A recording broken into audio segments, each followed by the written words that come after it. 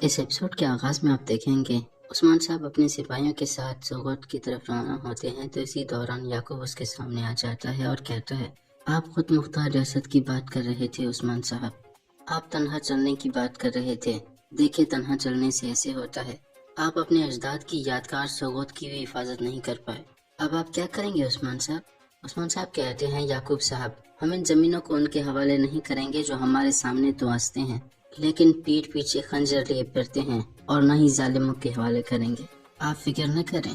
یعقوب کہتا ہے، عثمان صاحب، میرے اجداد کی سرزمین پر حملہ نہیں ہوا ہے، اس لیے مجھے کوئی فکر نہیں۔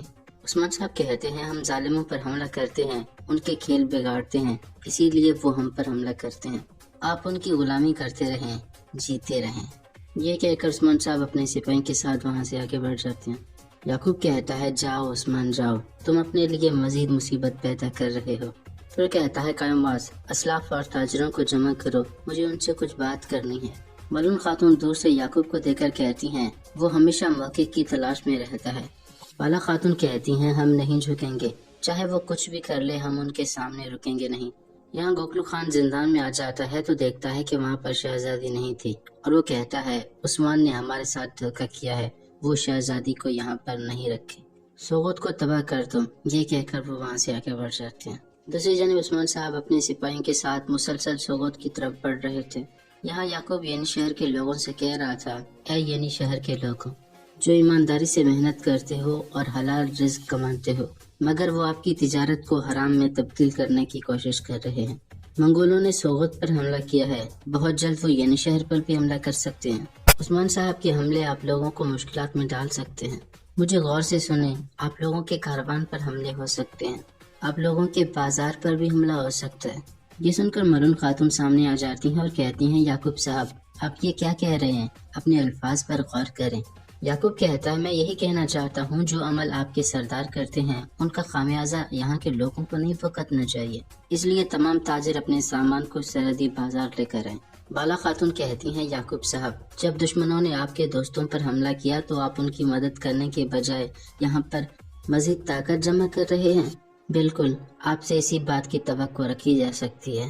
یعقوب کہتا ہے، سب لوگ سلطان کے پیچھے کھڑے ہونے والے ہیں، نہ کہ اس سردار کے پیچھے جو مصیبتوں میں پڑنے والا ہے، لیکن لوگ ان مصیبتوں کا سامنا نہیں کریں گے، میں ان کی مدد کروں گا۔ یعنی شہر کے لوگوں، آج سے سرحدی بازار میں آپ سے کوئی موصولات نہیں لی جائیں گی، اور درمیان کے سپاہی آپ لوگوں کے کاروان کی حفاظت بھی کریں گے۔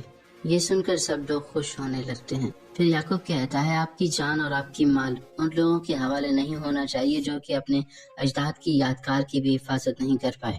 یہ سن کر ملون خاتون کہتی ہیں، آپ جو کرنا چاہتے ہیں کریں یعقوب صاحب، لیکن ہمارے لوگ آپ کے کھیل میں ہرگز نہیں آئیں گے، اب آپ یہاں سے جا سکتے ہیں۔ یہ کہہ کر وہ وہاں سے چلی جاتی ہیں۔ دوسری جانب سوغوت میں ہر طرف تباہی کے منظر تھے۔ اسی دوران عثمان صاحب اپنے سپاہیوں کے ساتھ وہاں پر پہنچ جاتے ہیں اور یہ سارا منظر دیکھ لیتے ہیں۔ پھر وہ ایک شخص کے قریب آ جاتے ہیں تو وہ شخص کہتا ہے، انہوں نے ہر چیز کو جلا دیا عثمان صاحب۔ یہ کہہ کر وہ شہید ہو جاتا ہے۔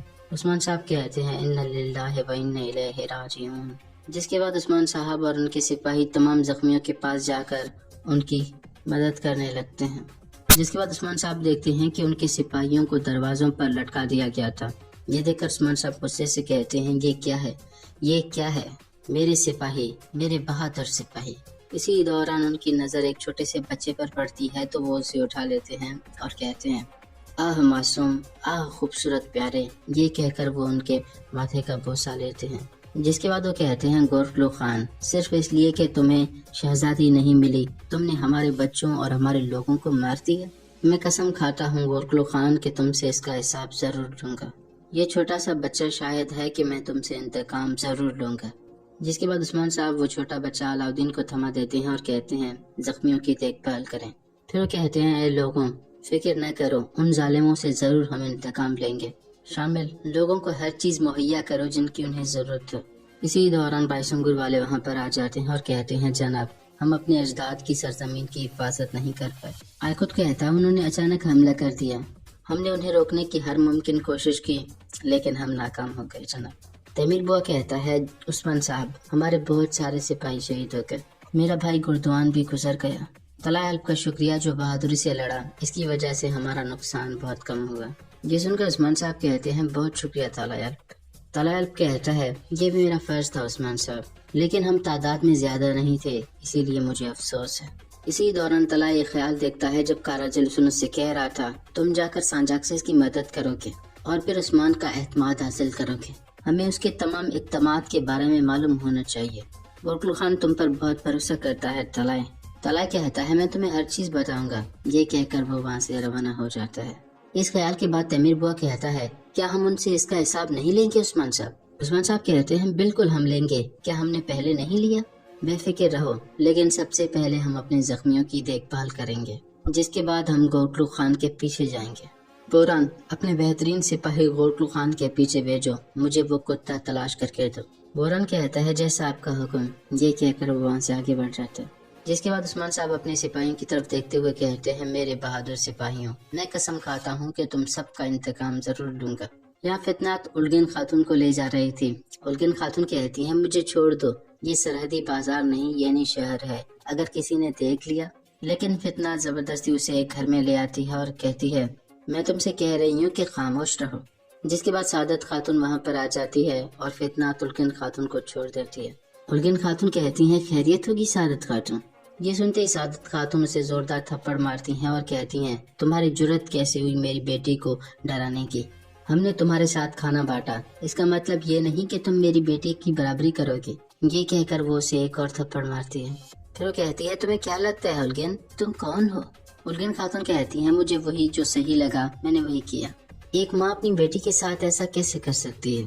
یہ سن کر سعادت خاتون اس کا گلا گھونٹنے لگتی ہے اور کہتی ہے میں تمہیں مار دیتی اگر مجھے معلوم نہ ہوتا کہ تمہاری اولاد ہے۔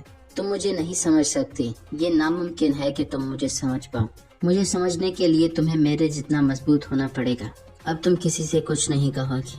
الگن خاتون کہتی ہیں میں علاؤدین صاحب اور ان کے خاندان کی مکروس ہوں، میں ان سے کچھ نہیں چھپا سکتی۔